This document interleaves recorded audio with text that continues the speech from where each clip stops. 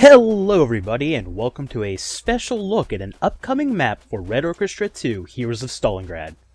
With the public beta for Red Orchestra 2 currently underway, the crew at Tripwire Interactive have included, among a number of fixes and tweaks to the gameplay, a new map called Mamayev. And I'm sure I'm butchering how this map is actually pronounced, and if I am, you're more than welcome to correct me in the comments below. For a brief history lesson, courtesy of Wikipedia, because I essentially know nothing about world history, Mamayev is a raised area of land that overlooks the city once known as Stalingrad. The city, as it is known today, is Volgograd, and again, my apologies for what I assume is my horrible pronunciation of the locations.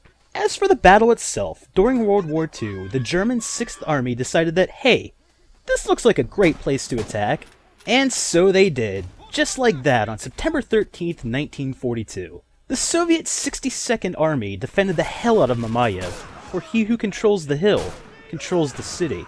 To aid in their defense, the Soviets built an intricate series of trenches, barbed wire barriers, and minefields along the hillside. Unfortunately, all of the trenches in the world didn't really help the Soviets, as the Germans captured the hill after just a day-long battle. After which, they celebrated by firing down on the city center and the main railway station. 2 days later, on the 16th, the Soviet 13th Guard Rifle Division was all like, hell no! And with a crew of about 10,000 men, the Soviets rushed Mamayev and successfully recaptured it.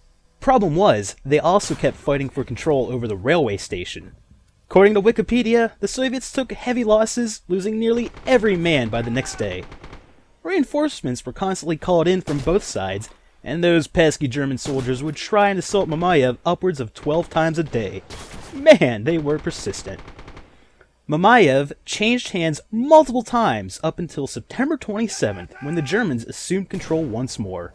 The Soviets called in the 284th Rifle Division to defend the key stronghold.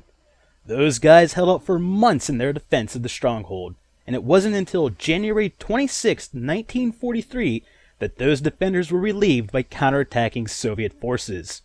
1 week later, the battle over the city ended with a quote-unquote, an utter German defeat.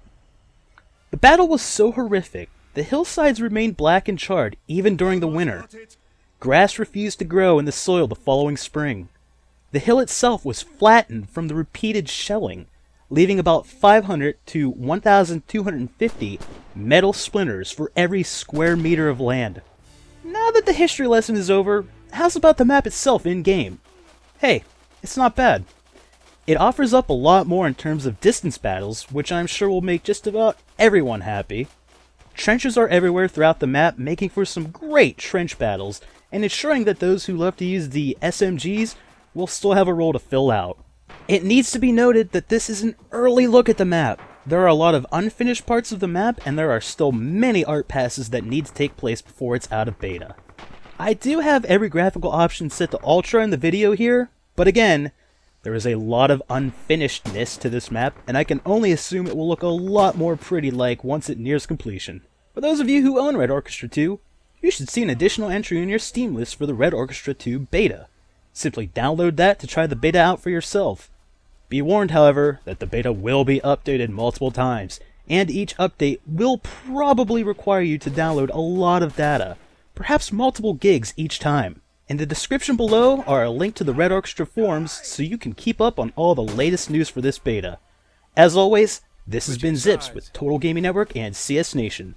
We'll catch you next time.